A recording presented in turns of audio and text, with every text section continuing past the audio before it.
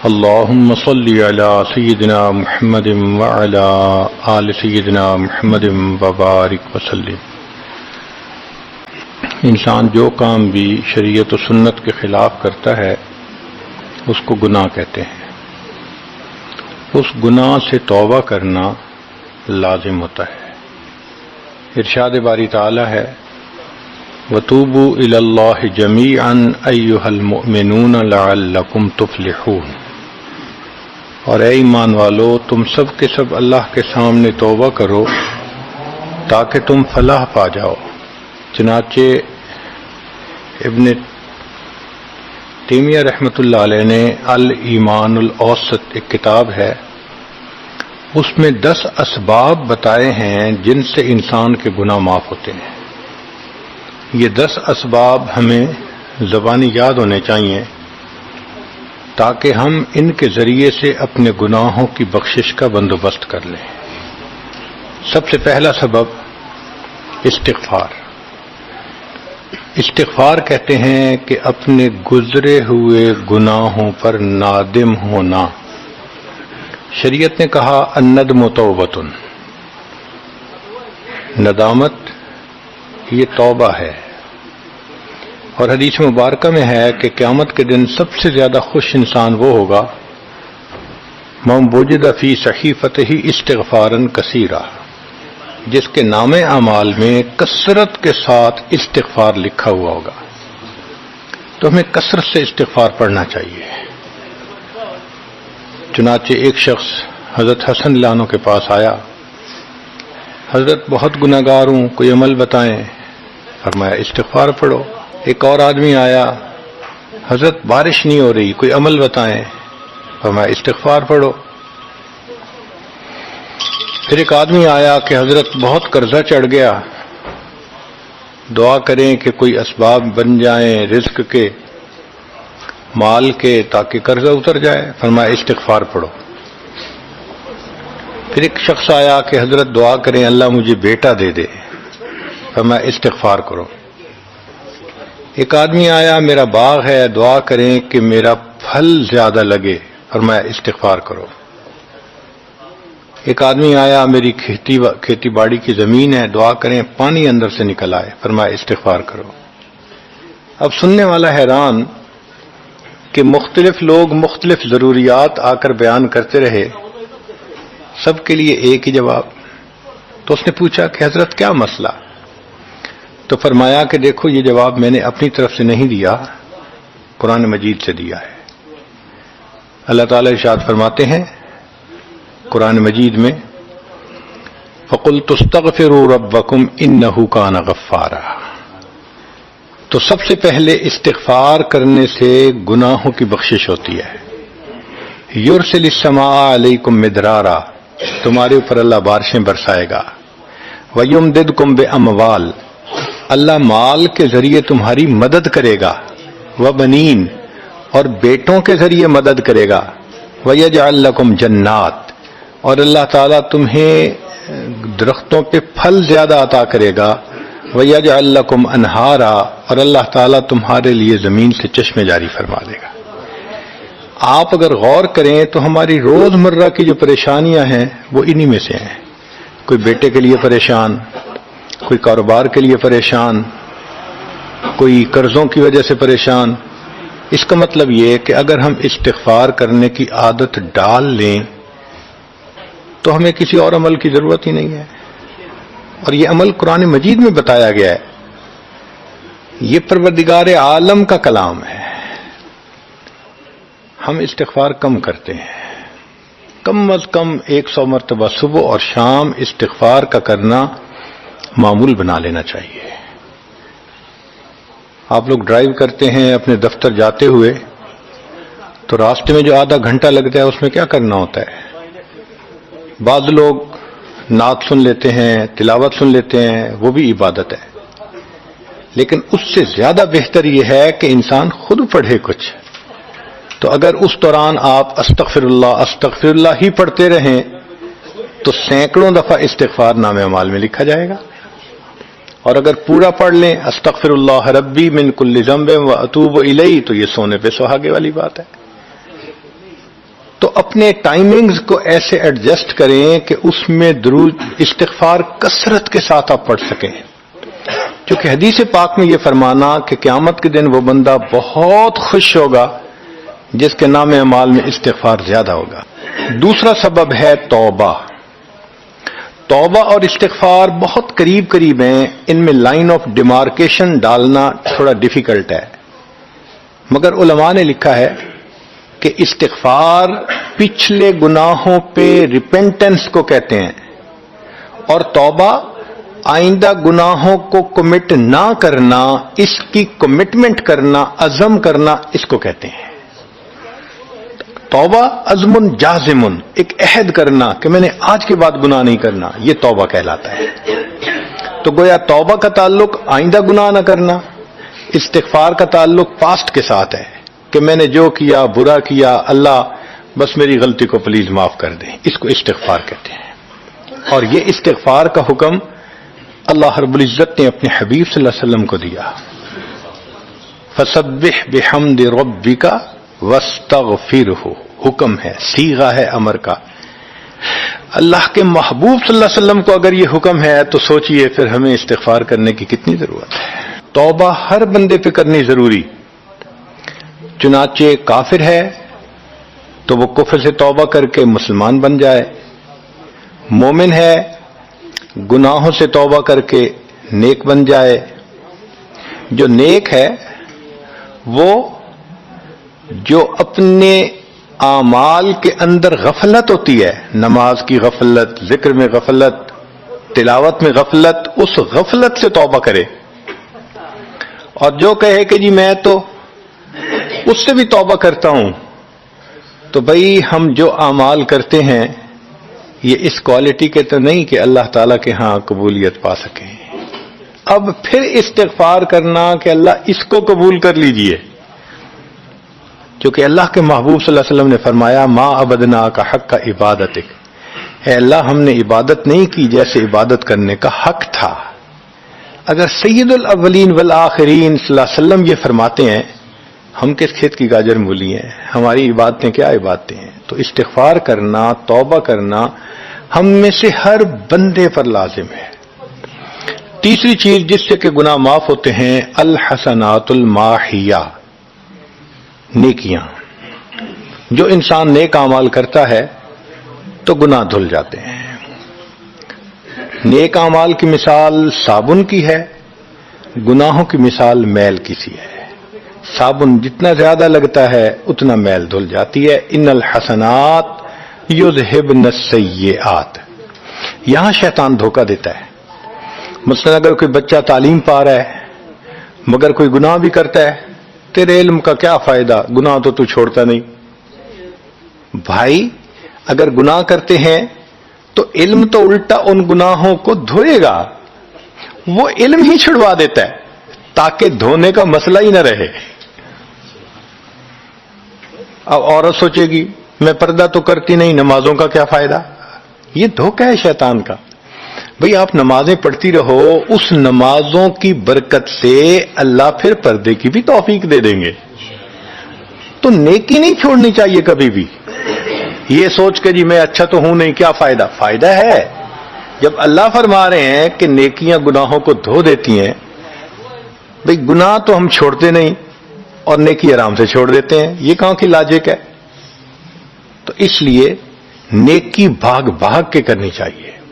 اگر گناہ ہیں تو نیکی اور زیادہ کریں تاکہ نیکی کی برکت سے گناہوں کی ظلمت ختم ہو جائے اور دھل جائے۔ حدیث پاک میں ہے بندہ گناہ کرتا ہے لکھ دیا جاتا ہے، دوسرا گناہ، تیسرا، 5 گناہ کرتا ہے، پھر اس کے بعد وہ ایک نیکی کرتا ہے تو نیکی والا فرشتہ کہتا ہے کہ دیکھو اللہ کے ہاں دستور ہے من جاء بالحسنۃ فلہ عشر امثالھا، اس کو 10 نیکیاں ملنی تھیں، تم نے 5 گناہ لکھے ہیں نا، اچھا تم 5 گناہ مٹا دو، میں نامہ اعمال میں 10 نیکیوں کی بجائے صرف 5 نیکیاں بیلنس وہ ڈال دیتا ہوں۔ چنانچہ 5 گناہ مٹا دیے جاتے ہیں، 5 نیکیاں نامہ اعمال میں لکھ دی جاتی ہے۔ اس لیے خوب نیکی کرنی چاہیے تاکہ اللہ تعالیٰ گناہوں کی ظلمت سے ہمیں محفوظ فرما دے۔ چوتھی چیز جس سے کہ گناہ معاف ہوتے ہیں، دعاء المؤمنین للمؤمن، جو ایمان والے ایک دوسرے کے لیے دعائیں کرتے ہیں اس سے بھی گناہ معاف ہوتے ہیں۔ چنانچہ عمر لانو جا رہے تھے عمرے کے لیے، نبی علیہ السلام نے فرمایا اے بھائی ہمیں اپنی دعاؤں میں نہ بھولنا۔ تو نبی علیہ السلام نے امت کو تعلیم دی کہ ایک دوسرے کو دعاؤں کے لیے کہنا چاہیے۔ یہ بہت اچھی عادت ہے کہ جب کسی سے ملیں جی ہمیں اپنی دعاؤں میں یاد رکھیں، والدین کو کہنا، بڑوں کو کہنا، دوستوں کو کہنا، کیا معلوم کس کی مانگی ہوئی دعا کام آ جائے۔ اس دعا کا فائدہ ہوتا ہے نا، تبھی تو قرآن مجید میں دعا سکھائی گئی، ربنا اغفر لنا ولاخواننا الذین سبقونا بالایمان، اے اللہ جو ہم سے پہلے ایمان والے چلے گئے ان کی بھی مغفرت فرما دے۔ تو فائدہ ہوتا ہے تو قرآن نے دعا سکھائی ہے نا۔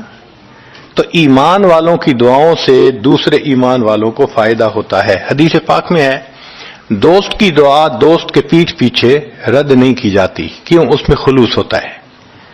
تو اس لیے حدیث پاک میں ہے، مسلم شریف کی روایت ہے کہ اگر کوئی آدمی فوت ہو جائے اور 40 آدمی جنازہ پڑھ لیں جو ایمان والے ہوں، توحید والے ہوں، فرمایا ما من رجل مسلم یموت فیقوم علی جنازتہ 40 رجلا لا یشرکون باللہ شیئا الا شفعهم اللہ فی، اللہ 40 بندوں کی نماز جنازہ کو قبول کر کے میت کی مغفرت فرما دیتے ہیں۔ پانچواں عمل ما یعمل للمیت من اعمال البر، ہم اپنے فوت شدہ لوگوں کے لیے جو نفل کے کوئی نیک کام کرتے ہیں اس سے بھی ان کے گناہ معاف ہوتے ہیں۔ مثلا صدقہ کر دیا، قرآن پاک پڑھا، ان کو بخش دیا، ان کی طرف سے عمرہ کیا، حج کیا، ان نفلی اعمال کا ثواب ان کو ملتا ہے، اس کی وجہ سے ان کے گناہوں کو معاف کر دیا جاتا ہے۔ چنانچہ حضرت شیخ الحدیث رحمۃ اللہ علیہ نے فضائل ذکر میں یا کسی اور کتاب میں واقعہ لکھا ہے کہ ایک اللہ والے تھے، قبرستان کے قریب سے جاتے ہوئے انہوں نے کچھ پڑھ کے قبرستان والوں کو بخش دیا۔ رات خواب دیکھا کہ وہی قبرستان والے ہیں اور ایک آدمی آتا ہے جیسے کوئی ڈاک تقسیم کرنے والا ڈاکیا ہوتا ہے، اور سب اس کی طرف بھاگ پڑتے ہیں جیسے ڈاک لینے کے لیے ہوں۔ ایک بندہ پیچھے آرام سے بیٹھا ہوتا ہے، وہ پوچھتا ہے کیا معاملہ؟ وہ کہتے ہیں کہ یہ فرشتہ آیا ہے، روزانہ کی جو ڈاک آئی ہے نا نیکیوں کی، جو اولاد نے، رشتہ داروں نے، دوستوں نے کیے، لہذا وہ اعمال نیکیاں ملتی ہیں تو یہ سب لوگ جاتے ہیں کہ نیکیاں ملیں گی، ہمارا درجہ بڑھے گا۔ اس نے کہا کہ آپ کو ضرورت نہیں ہے؟ کہنے لگا ہاں میں لے لوں گا، مگر میرا ایک بیٹا ہے جسے میں نے قرآن پاک کا حافظ بنایا، اس کی دکان ہے، وہ سارا دن دکان پہ بیٹھا رہتا ہے اور ساتھ ساتھ قرآن پڑھتا رہتا ہے، تو مجھے اتنی نیکیاں مل جاتی ہیں کہ میں بعد میں لے لوں گا۔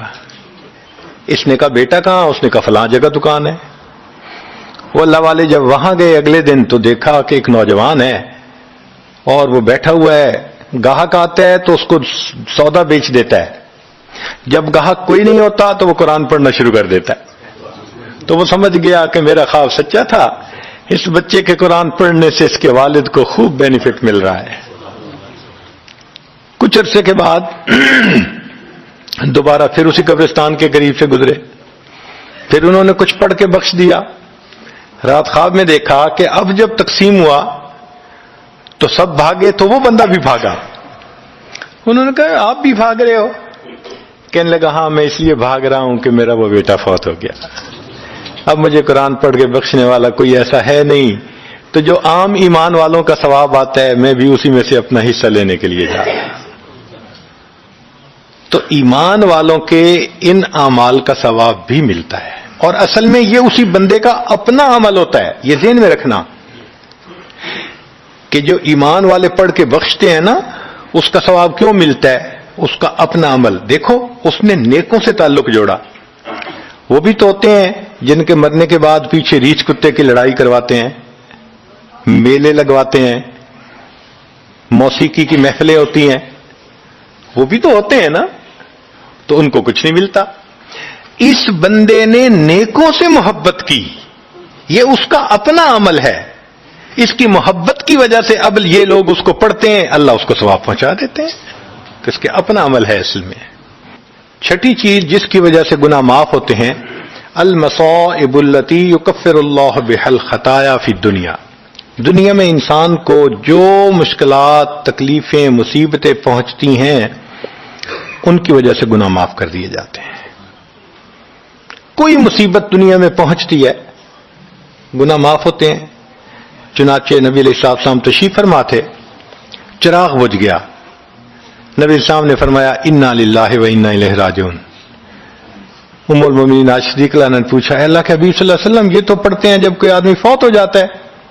فرمایا عائشہ، مومن کو جو بھی دنیا میں تکلیف، غم پہنچتا ہے، اگر وہ اس کے اوپر انا للہ پڑھ لے اس کو ثواب ملتا ہے۔ تو سوچنے کی بات ہے، چراغ کے بجھنے پر اگر ثواب ملتا ہے تو کسی عزیز کی زندگی کا چراغ بجھ گیا، اس پر کتنا ثواب ملے گا؟ اس لیے تکلیف آئے تو پریشان ہونے کی بات نہیں ہوتی، صبر کرنے کی بات ہوتی ہے۔ انسان بے صبری کے ذریعے خواہ مخواہ اس تکلیف پر ملنے والے ثواب سے اپنے آپ کو محروم کر دیتا ہے۔ بے صبری سے تکلیف ختم نہیں ہوتی، ثواب ملنا بند ہو جاتا ہے، تو بے صبری کا کیا فائدہ؟ اور ہو سکتا ہے کہ یہ مصیبت جو آئی یہ بندے نے خود مانگی ہو، یہ بھی عجیب بات ہے۔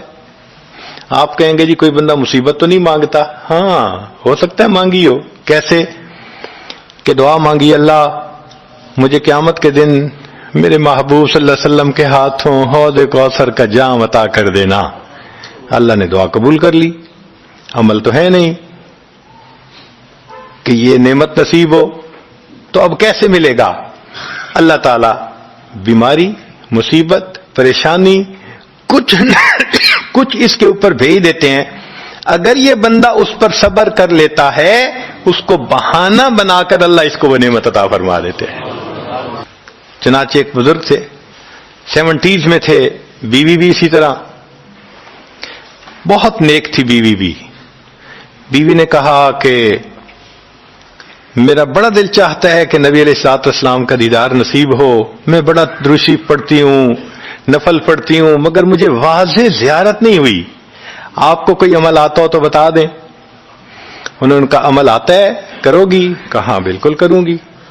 کہنے لگے اچھا جمعہ کا دن آ رہا ہے، خوب نہا دھو کے وہ جو دلہن والے کپڑے تھے نا تمہارے، کناری والے گوٹے، وہ پہننا اور میک اپ کرنا، خوشبو لگانا، اور میں بس جمعہ پڑھ کے آؤں گا تو پھر ٹھیک ہے۔ اس نے کہا بہت اچھا۔ وہ اللہ کی بندی نہائی دھوئی، دلہن کی طرح خوب تیار ہوئی، کپڑے دلہن والے پہنے۔ ان بزرگوں نے جمعہ کی نماز پڑھی تو ساتھ بھائی کا گھر تھا اس کی، یعنی ان کی بیوی کا، تو بیوی کے بھائی کے گھر چلے گئے، اس کو جا کے کہا میری عمر دیکھو اور آ کے اپنی بیوی بہن کی حالت دیکھو۔ اس نے کہا کیا مسئلہ؟ وہ ساتھ آ گیا، اور جب گھر آ کے اس نے دیکھا تو بیوی تو دلہن بنی بیٹھی ہے۔ بھائی کو غصہ آیا، تمہیں اپنی یہ تمہاری عمر اور یہ تمہارے لچھن۔ اس نے تو ڈانٹا اور وہ بیچاری روئی، اس کا دل ٹوٹا، رو رو کے حال برا، سو گئی۔ اللہ کی شان کہ اس نیند میں اس کو نبی علیہ السلام کی زیارت نصیب ہو گئی۔ اب وہ اٹھی تو وہ خوش بھی ہے اور پریشان بھی ہے، خوش اس بات پہ کہ زیارت ہو گئی، اور پریشان اس بات پہ کہ میاں نے کیا کیا، خود کہا دلہن بنو اور خود بھائی سے مجھے ڈانٹ پڑوا دی۔ تو پھر اس نے پوچھا کہ آپ نے ایسا کیوں کیا؟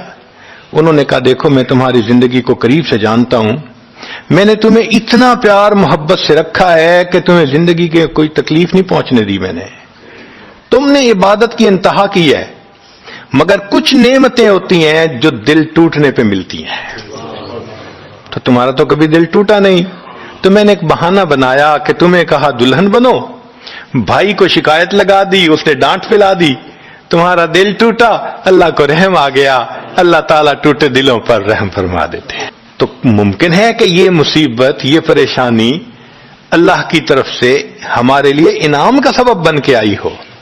اس لیے ہمارے بزرگوں نے کہا سکھ دکھاں تو دیواں وار، کہ میں سکھوں کو دکھوں پہ قربان کر دوں. سکھ دکھاں تو دیواں وار دکھاں آن ملائم یار، کہ دکھوں نے مجھے میرے یار سے ملا دیا. اللہ کو بڑا ترس آتا ہے اس بندے پر جس پر کوئی مصیبت آتی ہے، پریشانی آتی ہے. پھر ساتویں چیز جس سے کہ گناہ معاف ہوتے ہیں، ما یحصل فی القبر من الفتنۃ والزغطۃ والروع. قبر کے اندر انسان جب جائے گا تو اس کو وہاں پر زغط قبر پیش آئے گا. قبر دباتی ہے، اس قبر کے دبانے سے بھی گناہ معاف ہوتے ہیں، اور یہ زغط قبر ہر کسی کو پیش آئے گا. سعد رضی اللہ عنہ ایک صحابی ہیں، نبی علیہ السلام نے ان کا جنازہ پڑھایا اور اللہ کے محبوب صلی اللہ علیہ وسلم پنجوں کے بل چلنے لگے. تو صحابی نے پوچھا، اے اللہ کے حبیب صلی اللہ علیہ وسلم آپ ایسے چل رہے ہیں؟ فرمایا، سعد کی نماز جنازہ میں شرکت کے لیے اتنے فرشتے آسمان سے اتر آئے، مجھے پاؤں رکھنے کی جگہ نہیں مل رہی. یہ پھر حدیث پاک میں آتا ہے کہ نبی علیہ السلام نے فرمایا، سعد کی وفات پر اللہ کا عرش بھی 3 دن تک روتا رہا. جن کی وفات پہ اللہ کا عرش روئے، اللہ کے فرشتے جنازے میں اتریں، کیسے اللہ کے مقبول بندے ہوں گے. پھر نبی علیہ السلام نے فرمایا سعد کو بھی زغط قبر پیش آیا. تو اس کا مطلب یہ ہے کہ یہ زغط قبر تو پیش آنا ہی ہے، ہر کسی کو آنا ہے، کوئی بھی ہو. اب یہ عجیب سی بات ہے، مگر اس کو سمجھیں کہ کیوں پیش آنا ہے. آپ اگر کسی ریسٹورنٹ پہ جائیں اور جا کے سویٹ ڈش کھائیں یا کباب کھائیں تو بل پے کرنا پڑتا ہے نا. گروسری سٹور سے جا کے کوئی چیز لائیں، بل پے کرنا پڑتا ہے نا، ہر چیز کا بل ہوتا ہے نا. اس دنیا میں انسان جو مزے لیتا ہے، بھلے جائز صحیح، ان کی بھی ایک کاسٹ ہے اور وہ اسے پے کرنی پڑے گی، اور وہ کاسٹ زغط قبر سے پے ہوگی. اس لیے جس کی زندگی غربت میں گزری ہوگی اس کا زغط قبر بہت کم ہوگا، اور جس نے عیش آرام مزے سہولت انجوائے کیا، کاسٹ تو دینی پڑے گی نا وہاں جا کے. تو زغط قبر تو پیش آنا ہے. ہمارے والد صاحب بچپن میں دیکھتا تھا میں کہ بہت اچھا سالن بنا ہوتا تھا نا، تو اکثر وہ گلاس پانی کا اٹھاتے تھے اور ایک گھونٹ پانی ڈال دیتے تھے. مجھے سمجھ نہیں آتی تھی یہ کیا کرتے ہیں. میں اکثر ان سے پوچھتا تھا ابو آپ ایسے کیوں کرتے ہیں، نہیں بتاتے تھے. جب ان کی وفات ہوئی تو بعد میں والدہ صاحبہ نے کہا کہ اصل میں وہ یہ کہا کرتے تھے کہ نفس میرا دشمن ہے، میں اس نفس کو لذتیں کیوں دوں. وہ لذیذ کھانے کے اوپر بھی ایک گھونٹ پانی ڈال کے اس کو کم مزے والا بنا لیا کرتے تھے، جائز لذتوں کو بھی کم کر لیتے تھے. ہمارا کیا حال ہوگا جو ناجائز لذتوں کے پیچھے بھاگ. تو یہ زغط قبر مومن کو بھی پیش آتا ہے اور کافر کو بھی، مگر فرق ہے.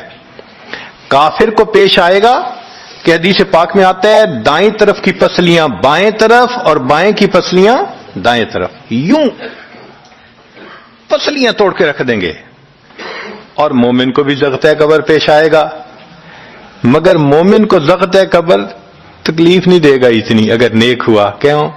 اچھا آپ بتائیں سر میں درد ہو تو آپ کہتے ہیں نا ذرا سر دبا دو، تو تکلیف ہوتی ہے یا راحت ملتی ہے؟ سر دبانے سے راحت ملتی ہے. جس طرح سر درد میں کوئی دبائے سر کو راحت ملتی ہے، ایسے ہی مومن کو زغط قبر تو پیش آئے گا مگر مومن کے لیے راحت کا سبب ہوگا. 8ویں چیز جس سے کہ گناہ معاف ہوں گے، احوال یوم القیامت وکربھا وشدائدھا. قیامت کے دن جو انسان کو ایک وحشت کی کیفیت ہوگی، ہول کی کیفیت ہوگی، خوف ڈر کی کیفیت ہوگی. اللہ اکبر. امام غزالی رحمۃ اللہ علیہ نے تفصیل لکھی ہے کہ سارے لوگ کھڑے ہوں گے اور سورج بہت قریب ہوگا، پسینے میں شرابور ہوں گے. اللہ اکبر. اس وقت جہنم کے اندر ابال آئے گا اور جہنم کے اندر سے انگارے اٹھ کر اوپر جائیں گے اور واپس گریں گے. فرماتے ہیں اس وقت انبیاء میں سے کوئی نبی بھی ایسا نہیں ہوگا جس کو یہ ڈر نہ ہو کہ کہیں انگارے میرے اوپر نہ آ جائیں۔ اگر انبیاء بھی تھرا رہے ہوں گے ہمارا اس دن کیا حال ہوگا؟ تو قیامت کے دن کی دہشت اور وحشت کوئی چھوٹی چیز نہیں ہے، مگر اس سے بھی اللہ تعالیٰ ایمان والوں کے گناہوں کو معاف فرما دیں گے۔ پھر نئی چیز جس سے کہ گناہ معاف ہوں گے، شفاعت النبی صلی اللہ علیہ وسلم فی اہل الذنوب یوم القیامہ، قیامت کے دن اللہ کے پیارے حبیب صلی اللہ علیہ وسلم جو اپنی امت کے لیے شفاعت فرمائیں گے، اللہ اس پر بھی امتیوں کے گناہوں کو معاف فرما دیں گے۔ نبی اسلام نے ارشاد فرمایا کہ اللہ رب العزت نے ہر نبی علیہ السلام کو ایک ایسی دعا مانگنے کا اختیار دیا کہ جیسی دعا مانگی جائے گی منوان قبول ہو جائے گی۔ تو انبیاء نے دعائیں مانگی، تو صحابی نے پوچھا اے اللہ کے حبیب صلی اللہ علیہ وسلم آپ کو بھی اختیار دیا گیا؟ فرمایا مجھے بھی اختیار دیا گیا۔ اے اللہ کے حبیب صلی اللہ علیہ وسلم آپ نے کیا دعا مانگی؟ فرمایا میں نے کوئی دعا نہیں مانگی، میں نے اس کو ذخیرہ رکھ لیا، قیامت کے دن جب میری گنہگار امت کا حساب ہوگا اس وقت میں وہ دعا مانگوں گا، امت کو لے کے جنت میں جاؤں گا۔ اللہ کے محبوب صلی اللہ علیہ وسلم کو امت سے کتنا پیار تھا۔ کوئی ماں اولاد کے لیے 23 سال نہیں روتی، جوان بیٹا فوت ہو 2-4 مہینے رو کے پھر نارمل لائف ہو جاتی ہے۔ کوئی باپ اولاد کے لیے 23 سال نہیں روتا۔ اللہ کے پیارے حبیب صلی اللہ علیہ وسلم امت کے لیے 23 سال آنسو بہاتے، رب امتی رب امتی رب امتی دعا مانگتے تھے، لمبے سجدے۔ ام المومنین عائشہ صدیقہ عنہا فرماتی ہیں کہ محبوب صلی اللہ علیہ وسلم کے آنسو جو مصلی پہ گرتے تھے مجھے لگتا تھا کہ بارش کے قطرے زمین کے اوپر گر رہے ہیں، ایسے آواز محسوس ہوتی تھی، اور اتنا لمبا سجدہ ہوتا تھا کہ کبھی کبھی میں اٹھ کے محبوب صلی اللہ علیہ وسلم کے پاؤں کے انگوٹھے کو ٹچ کرتی تھی کہ ابھی جان تو سلامت ہے نا، تب مجھے احساس ہوتا تھا نہیں ابھی تک نہیں، سجدہ لمبا ہو گیا۔ اتنا لمبا سجدہ کس کے لیے؟ اللہ امت کو گناہوں کو معاف فرما دے، امت کے گناہوں کو معاف۔ چنانچہ جب نبی علیہ الصلوۃ والسلام پر آخری یعنی مرض آئی، بیماری کی کیفیت آئی، تو اللہ کے حبیب صلی اللہ علیہ وسلم کو بخار بہت تیز ہو گیا تھا، اور جو مسجد میں آخری مرتبہ لائے تھے تو 2 آدمی تھے، ایک ادھر تھا ایک ادھر تھا، اور اللہ کے حبیب صلی اللہ علیہ وسلم نے ان کا سہارا لیا تھا اور بہت مشکل سے چل کے تشریف لائے تھے۔ یہ آخری نماز تھی، پھر واپس تشریف لے گئے، بخار اور تیز ہو گیا۔ سیدہ عائشہ صدیقہ عنہا فرماتی ہیں کہ میں نے اوپر کپڑا سا ڈال دیا، کپڑے کے اوپر سے مجھے گرمی محسوس ہو رہی تھی، میں نے پانی کا ایک پیالہ پیش کیا، اللہ کے حبیب صلی اللہ علیہ وسلم پانی کے پیالے میں ہاتھ مبارک ڈالتے تھے اور اپنے چہرے پہ لے رہے تھے، اور جسم تھا کہ جیسے کوئی گرم چیز میں سے گرمی نکل رہی ہوتی ہے، اس طرح وہ بخار سے دہک رہا تھا۔ فرماتی ہیں کہ مجھے محسوس ہوا کہ یہ تو بہت تیز بخار ہے، کبھی ایسا نہیں دیکھا۔ تو میں نے پوچھا اے اللہ کے حبیب صلی اللہ علیہ وسلم بخار ایسا تو کبھی نہیں دیکھا، اتنا زیادہ تیز، اتنا زیادہ تیز؟ نبی علیہ السلام نے فرمایا عائشہ، مومن کو سکرات موت کے وقت جو تکلیف ہوتی ہے اس پر بھی اس کے گناہ معاف ہوتے ہیں۔ میں نے اللہ سے یہ دعا مانگی تھی، اللہ جب میری سکرات کا وقت آئے تو مجھے تکلیف زیادہ دے دینا، اور اس کے بدلے اللہ میری امت کے گناہوں کو معاف فرما دینا۔ عائشہ یہ وہ سکرات ہے جس کی وجہ سے مجھے تکلیف بہت ہے، اللہ کے محبوب صلی اللہ علیہ وسلم کو اتنی تکلیف ہو رہی تھی۔ اتنے میں اطلاع ملی، دروازہ کھٹکھٹایا گیا، پوچھا کون؟ جواب ملا جبریل علیہ السلام اور اسرائیل علیہ السلام اجازت مانگتے ہیں آنے کی۔ نبی علیہ السلام نے فرمایا جبریل اندر آ جائیں، تو جبریل آئے۔ اے اللہ کے حبیب صلی اللہ علیہ وسلم اللہ نے آپ کو یاد فرمایا ہے۔ نبی علیہ السلام نے فرمایا جبریل اللہ تعالیٰ سے پوچھ کے یہ پہلے بتاؤ میرے بعد میری امت کا کیا حال ہوگا، پہلے پوچھ کے بتاؤ۔ جبریل علیہ السلام نے اللہ تعالیٰ سے پوچھا رب کریم نے کہا، فرمایا میرے محبوب سے جا کر کہہ دو، اے محبوب آپ کے بعد آپ کی امت کو تنہا نہیں چھوڑیں گے۔ جب نبی علیہ السلام کو تسلی ہو گئی، محبوب نے فرمایا اچھا ملک الموت کو بھی اندر آنے دو۔ اللہ کے محبوب صلی اللہ علیہ وسلم کو امت سے ایسی محبت تھی، اللہ اکبر۔ چنانچہ حدیث پاک میں ہے کہ نبی علیہ الصلوۃ والسلام نے فرمایا، خیرت بین ان یدخل نصف امتی الجنہ و بین شفاعہ، اللہ رب العزت نے مجھے چوائس دیا، اختیار دیا کہ اے میرے حبیب صلی اللہ علیہ وسلم آپ چاہیں تو آپ کی آدھی امت کو بلا حساب جنت بھیج دیں گے، اور آپ چاہیں تو جن کی آپ شفاعت کریں ان کو بھیجیں گے۔ نبی علیہ السلام فرماتے ہیں فاخترت الشفاعہ، میں نے شفاعت کو چن لیا، لأنہا اعم و اکثر، اس لیے کہ میری شفاعت پر آدھی سے زیادہ امت کے لوگ جنت میں چلے جائیں گے۔ اللہ اکبر۔ پوچھنے والے نے پوچھا، اے اللہ کے حبیب صلی اللہ علیہ وسلم اترونہا للمتقین، کیا آپ کی شفاعت نیکوں کے لیے ہوگی؟ فرمایا لا ولکنہا للمذنبین الخطائین المتلوثین، نہیں، میری شفاعت میرے امت کے گناہ گاروں کے لیے ہوگی۔ اللہ کے حبیب صلی اللہ علیہ وسلم کی شفاعت کا نصیب ہو جانا یہ بھی گناہوں کی بخشش کا سبب ہے۔ مگر شفاعت کس کو نصیب ہوگی اس کی بھی تفصیل سن لیجئے۔ کچھ لوگ ہوتے ہیں سنت کو دیکھتے ہیں، ان کا دل خوش ہو جاتا ہے، وہ سنت رکھنے والے کو انکریج کرتے ہیں، اس کو مورل سپورٹ دیتے ہیں، نہیں تم نے اچھا کیا۔ اور کچھ وہ ہوتے ہیں کہ جو دیکھتے ہیں چہرے پہ سنت سجی، کیا ملا بن گئے، کیا تم نے چہرے پہ کر لیا۔ علماء نے لکھا جس نے سنت کو دیکھ کر ناگواری کا اظہار کیا اس نے اپنے آپ کو شفاعت سے محروم کر لیا۔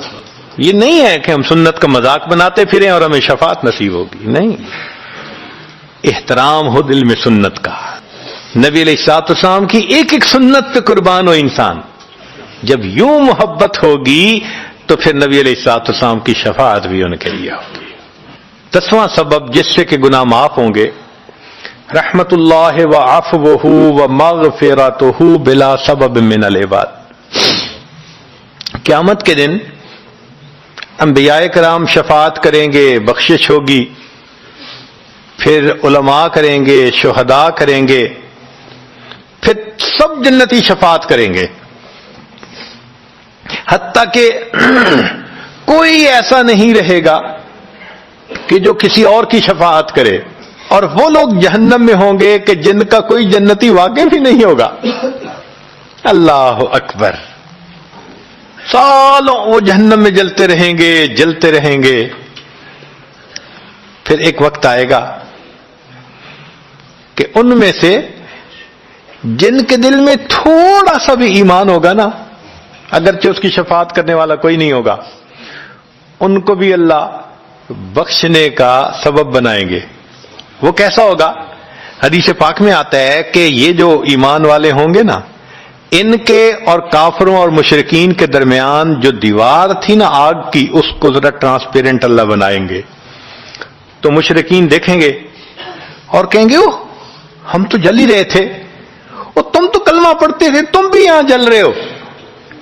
تو وہ جب ان کو کلمے کا تانا دیں گے کہ تمہارا نام تو مسلمانوں والا تھا نا، تو اس وقت وہ جہنمی اللہ سے فریاد کریں گے، اللہ تیری توحید کا تانا دیتے ہیں، کہاں گیا تمہارا خدا، تم بھی ہمارے ساتھ جل رہے ہو۔